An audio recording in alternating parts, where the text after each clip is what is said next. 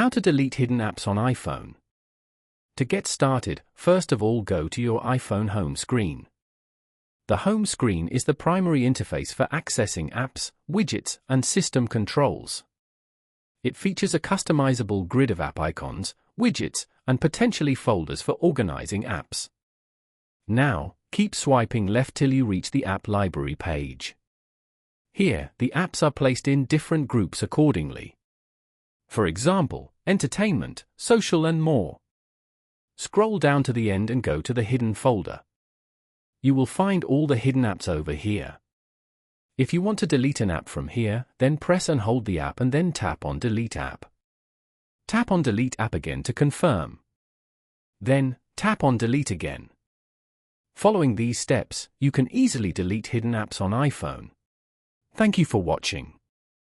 Please leave a like if this tutorial helped you, or leave a comment below if you have any questions related to the video.